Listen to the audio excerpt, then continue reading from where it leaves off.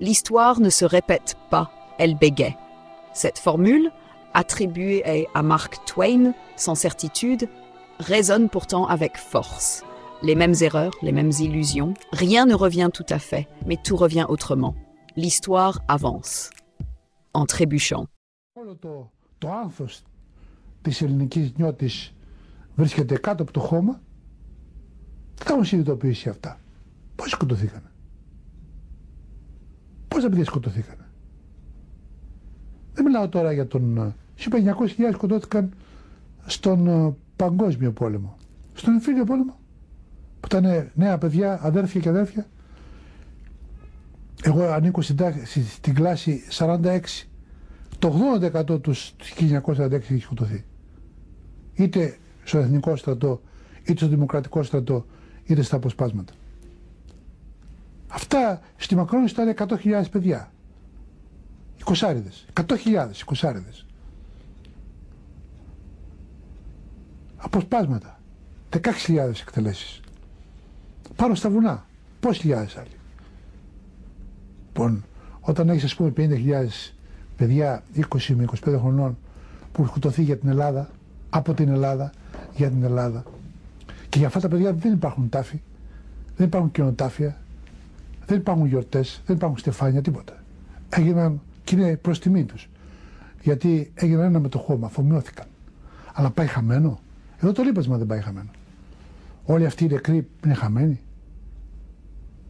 Αλλά τους βολεύει αυτό σήμερα. Αυτοί είναι νεκροί. Οι άλλοι είναι σιωπηλοί. Και οι άλλοι τους έχουν δυσφημίσει. Γιατί ανήκαν και στην αριστερά και τους είπαν ότι είναι εγκληματίες. Και ότι αφού έτσι ήταν η Σοβιετική Ένωση, έτσι είναι η Βουλγαρία, άρα και η ελληνική αριστερά είναι έτσι. Και ξέχασαν ότι αυτοί οι Έλληνες αριστεροί ξεκίνησαν με ένα και μόνο μια λέξη, ένα όραμα, την Ελλάδα, τίποτα άλλο. Όταν είναι 50.000 νεκροί, είναι 50.000 οικογένειες. Όταν είναι 200.000 εξόριστοι και λοιπά, είναι 200.000 οικογένειες. Όλη η Ελλάδα ήταν μέσα σε αυτό. Λοιπόν, αυτοί σήμερα κυριαρχούν. Είναι μέσα στο κάστρο τους, ελέγχουν τα πάντα. Ποτέ η εθνικοφροσύνη δεν ήταν τόσο θριαμβεύουσα όσο σήμερα. Δεν υπάρχει αντίδραση από πουθενά. Όλα τα έχουν αφομοιώσει. Να όψονται και ορισμένοι έτσι, φίλοι του λαού που διάλυσαν το λαϊκό κίνημα. Δεν υπάρχει σήμερα λαϊκό κίνημα. Απονευρωμένος ο λαός. Πόσο θα κρατήσει αυτό όμως? Εν πάση περιπτώσει, υπάρχει ποίηση. Υπάρχει μουσική. Υπάρχουν οι ιδέες. Υπάρχουν οι νεκροί. Και εκεί επάνω ευτυχήσαμε τότε, τη δεκαετία του 60, μετά την Αντεπανάσταση, το θρίαμβο της Αντεπανάστασης, έπρεπε τότε να δείτε πάλι άλλες εποχές. Ο Δόξας και Δριάμβου, τη Βασίλισσα Φρυδερίκη, τον πρωθυπουργό τους, τους στρατηγούς της, τους αστυνομικούς της, τα σκυλιά της και κάτω ο κόσμος εκεί. Αλλά ήταν επισφαλής τότε, διότι το μούγκριζε το κίνημα από κάτω και ξηκώθηκε μια φορά και αναγκάστηκαν να φέρουν τα τάγκς για να τον ποδηγετήσουν και πάλι. Αλλά και πάλι ξηκώθηκε ο λαός. Θυμάμαι ότι ήταν Χριστούγεννα στη Ζάτουνα και η γυναίκα με τα δύο παιδιά μου είχαν κατεβεί κάτω στην Αθήνα. Είχα μείνει μόνος. Τότε έγραψα το πνευματικό εμβατήριο. Είχε 1,5 μέτρο έξω έχει χιόνι. Ήμουν τελείως απομονωμένος. Κάποιος καλός εκεί, χωρικός με την άδεια της χωροφυλακής, ο Μπιτούνης, ο Λάμπης Μπιτούνης, Θεός συγχωρέσει την ψυχή του, είναι θαμμένος εκεί. Μου έφερε σούπα και φαγητό για να μην πεθάνω, γιατί έμενα μέσα και έγραφα συνέχεια. Φρουροί απ' έξω κρύωναν, φώναζαν, κύριε Μίκη, δεν θα βγείτε για βόλτα? Λέω, γράφω μουσική, λέει, ακούμε. Τελικά σε μια καταιγίδα μπήκαν και αυτοί μέσα. θυμάμαι ήταν απαγορευμένο να μπαίνουν μέσα οι χωροφύλακες, γιατί εγώ ήμουν εγκληματίας και η Χούντα είχε το φόβο μήπως τους δηλητηριάσω ή τους παρασύρω, τα καλά παιδιά. Αλλά έκανε τόση θύελλα που μπήκαν μέσα. Είχα μία σόμπα από αέριο, είχαν ζέστη μέσα, είχα τσικουδιά, είχα καρύδια. Λέω, παιδιά, φάτε και αφήστε με να τελειώσω. Έγραφα λοιπόν, το εμπρός βοηθάτε να σηκώσουμε τον ήλιο πάνω από την Ελλάδα. Το συνέθετα, έβαζα τις συγχορδίες, το τραγουδούσα στο πιάνο. Αυτοί πήρανε τη σηκουδιά, σηκωθήκανε από πάνω, τα ακούγανε, άρχισαν να τραγουδούν και αυτοί μαζί μου. Τελείωσα. Αυτό ήταν το τέλος, γιατί είχαν στο τέλος αυτό. Ήταν σχεδόν 10 μέρες κλεισμένος. Λέω, παιδιά, τέλειωσα. Λοιπόν, πίνω κι εγώ τις τσικουδιές. Λέει, πάμε στο καφενείο. Λέω, μα είναι η ώρα απαγορευμένη. Δεν μας νοιάζει. Πάμε, λέει. Τώρα, λέει, εδώ εμείς έχουμε απογειωθεί. Και όπως είμαστε έτσι κόκκινη γεμάτο τσίπουρο, κατεβαίνουμε, πάμε στο καφενείο, ήταν γεμάτο χωροφύλακες, είχα 18 φρουρούς και 2 υπαξιωματικούς και λίγοι χωριάτες που ήταν μέσα εκεί. Το καφενείο είχε γεμάτο καπνούς, είχε μια σόμπα, πίνανε όλοι, ήταν ζέστη, δεν περίμεναν να με δουν. Όταν μπαίνω μέσα, ένας χωροφύλακας, καλή του ώρα, άρχισε να λέει, εμπρός, βοηθάτε να σηκώσουμε τον ήλιο πάνω από την Ελλάδα. Του λέω, τρελάθηκες. Λέει, πάμε σπίτι να σας παίξει ο Μίκης το καινούριο τραγούδι. Και όπως είμαστε, ξαναμπήκαμε σπίτι απάνω και έγινε η πρώτη συναυλία με τους φρουρούς μου. Αυτός ο στίχος έβλεπα ότι περνούσε μέσα από το πετσί τους, κάπου μέσα από τα σπλάχνα τους, κάτι από εκεί, και τους αναστάτωνε και γουρνώναν τα μάτια. Εκεί επάνω φρουροί και φρουρούμενοι ήταν ένας πράγμα. Είμαστε Έλληνες όλοι. Η Ελλάδα. Ο πόνος αυτής της κακορίζικης πατρίδας, της φτωχιάς πατρίδας, που όλοι την αγαπούν. Άλλοι γίνονται Φράγκοι και τελειώνουν. Το μόνο που τους μένει είναι το ελληνικό τους όνομα. Από εκεί και πέρα γίνονται 100% Φράγκοι. Και πρέπει να πούμε ότι οι Φράγκοι, αυτόν που γίνεται Φράγκος, τον αγκαλιάζουν αμέσως. Αυτόν που επιμένει να είναι Έλληνας, δεν τον δέχονται. Εγώ προσπάθησα να φραγκέψω κι εγώ στη μουσική μου όσο μπορούσα, γιατί αλλιώς αυτή ήταν η κυρία όταν λέμε συμφωνική μουσική. Αλλά δεν μου πήγαινε. Ο Επιτάφιος λοιπόν πρέπει να πούμε ότι ήταν μια πρώτη διαμαρτυρία στην προσπάθεια που έκανα επί 4 χρόνια να την δική μου την ελληνική ευαισθησία να τη βάλω σε καλούπια δυτικά. Εγώ τον Διόνυσο προσπάθησα να τον φέρω με τον Καριωτάκη, με τον Διόνυσο.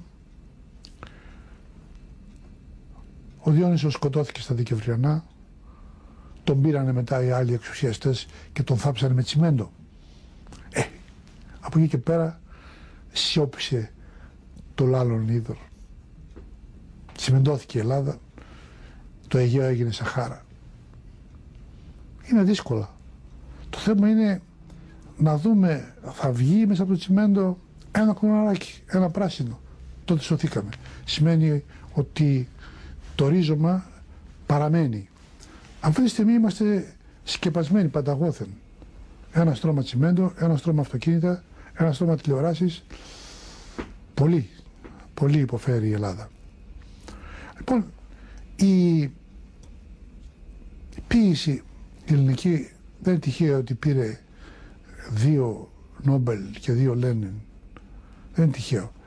Και φυσικά ξέχασα μέσα σε όλα αυτά να μιλήσω για το μέγιστο που είναι ο Κωνσταντίνος Καβάφης, ο οποίος ακριβώς είναι ο Έλληνας διασποράς. Έχει το μέγεθος της πραγματικής Ελλάδας, της Ελλάδας που ακτινοβολεί έξω από τα σύνορά της. Τότε ακτινοβολούσε Το συνοδάζει γιατί υπήρχαν και οι ομογενείς κλπ. Σήμερα μπορεί να λείπουν αυτοί ή να είναι πολύ μακριά στην Αμερική, στην Αυστραλία και να μην έχουν την ίδια πνευματική δύναμη που είχαν παλιά οι άλλοι, ώστε να βγάλουν ένα καβάφι. Αλλά ο ελληνισμός είναι παρόν. Δηλαδή νομίζω ότι το ελληνικό πνεύμα πρέπει να υπάρχει σαν μια δυναμική μυστική μέσα στις φλέβες όλης της ανθρωπότητας, διότι προηγουμένως μιλώντας για τον μονοθεϊσμό είπα το πόσο επηρέασε τη Δύση και πόσο η Δύση με βάση τον μονοθεϊσμό έκανε τα μεγαλύτερα εγκλήματα που έγιναν ποτέ στην ανθρωπότητα, την αποικιοκρατία, το φασισμό, τους δύο πολέμους, παγκοσμίους πολέμους κλπ. Αλλά όμως η Δύση δεν είναι μόνο ο μονοθεϊσμός, είναι και ο ελληνισμός. Ό,τι καλό έχουν πάρει αυτοί, το έχουν πάρει από την Ελλάδα. Τις λέξεις ίδιες. Δημοκρατία λένε, γεωμετρία λένε, φιλοσοφία λένε, θέατρο λένε. Ό,τι είναι που είναι το θετικό, που στηρίζεται ακόμα ο πολιτισμός τους, η ανθρωπιά τους, το έχουν πάρει από την Ακρόπολη, από εδώ, από την Ελλάδα. Το ελληνικό πνεύμα. Είναι δυνατόν εμείς σήμερα να δεχτούμε αυτό που μας λένε οι Φράγκοι, ότι δεν έχουν καμία σχέση με την Ελλάδα, ότι δεν είμαστε Έλληνες? Αυτό που ξεκίνησαν, ας πούμε, αυτή η δυσφήμιση. Μα εμείς ήδη χτυπάμε την ελληνικότητά μας. Εμείς ήδη όταν λέμε Ελλάδα μας λένε πατριδογνωσία, πατριδοκάπηλους. Εδώ παλιά η αριστερά είχε αυτό το κόμπλεξ, να μην λέγομαστε με την αρχαία Ελλάδα. Εδώ κατέληξαν τα αρχαία ελληνικά. Δεν θέλουν να λέγομαστε Έλληνες. Αυτό όμως δεν το κάνουμε γιατί θέλουν να πάρουμε αξία από τους παλιούς. Όχι. Η αξία μας είναι τεράστια σήμερα και φάνηκε αυτό. Σας λέω, φάνηκε στον Παγκόσμιο Πόλεμο. Φάνηκε στην απέραντη προσήλωση που έχει ο ελληνικός λαός στις αξίες της ελευθερίας, της δημοκρατίας, της δικαιοσύνης, της αγάπης του άλλου, της φιλοξενίας. Ποιος τα έχει όλα αυτά τα πράγματα? Ο Ρίτσον λειτουργήσε όπως ο Παλαμάς σε εθνικό επίπεδο. Αυτό λειτουργήσε σαν ένας Παλαμάς του ελληνικού αναγεννητικού προοδευτικού κινήματος. Και φυσικά μέσα όταν λειτουργήσει έτσι και έχεις διάλογο ένα ολόκληρο λαό, κάνεις και πλατιασμούς, κάνεις και ορισμένες υποχωρήσεις προκειμένου να γίνεις περισσότερο κατανοητός. Σημασία είναι γιατί ο Ρίτσος λειτουργούσε όπως και ο Παλαμάς και επίκαιρα, επικαιρικά. Ήταν δάσκαλος, ήταν οδηγός εκείνη τη στιγμή. Και δεν πρέπει να είμαστε τόσο πλέον απογειωμένοι από την πραγματικότητα, τόσο ελιτίστ, ώστε να διηλίζουμε τον κόλπο και να λέμε αυτός ο στίχος, αυτός ο στίχος. Και τι σημασία θα έχουν οι στίχοι χωρίς τον άνθρωπο? Ποίηση χωρίς τον άνθρωπο. Και ο άνθρωπος ποιος είναι? Αυτός ο οποίος είναι ήσυχος και κάθεται στο σπίτι του χωρίς κανένα πρόβλημα. Τρώει το μεσημέρι το γεύμα του, καπνίζει το πουρο του και μετά κάτι διαβάζει ένα ποίημα. Αυτός είναι μόνο άνθρωπος. Αυτοί όλοι οι άλλοι κάτω οι οποίοι τρέχουν από τη μαγουλή το βράδυ, αυτοί που ματώνουν στη δουλειά τους, που ματώνουν στη διαδήλωση, που ματώνουν για να κερδίσουν ένα κομμάτι ψωμί, αυτοί δεν είναι ο λαός? Αυτοί δεν πρέπει να καταλάβουν τίποτα? Δεν πρέπει να ακούσουν κι αυτοί την ποίηση? Mikis Theodorakis, né en 1925 sur l'île de Chios, fut bien plus qu'un compositeur. Résistant sous l'occupation, emprisonné sous la dictature des colonels, il incarna l'âme de la Grèce moderne. Sa musique, puissante et engagée, mêle tradition populaire et souffle symphonique.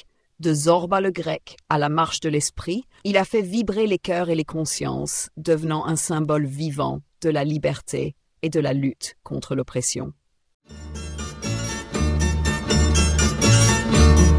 Ήταν πρωί τ'Αυγούστου κοντά στη Ροδαυγή, βγήκα να παραγέρα στην ανθισμένη γη. Βλέπω μια κόρη κλαίει σπαραχτικά θρηνή, σπάσε καρδιά με χάθη το γελαστό παιδί. Είχε έναν τριά, είχε θάρρος και όνια θαφρινό, το πηδιχτό του βήμα, το γέλιο το γλυκό. Ανάπτεμα την ώρα, κατάρα τη στιγμή, σκοτώσαν οι εχθροί μας το γέλαστο παιδί. να ήταν σκοτωμένος του αρχηγού το πλάι και μόνον από βόλοι Αγγλές ζουν.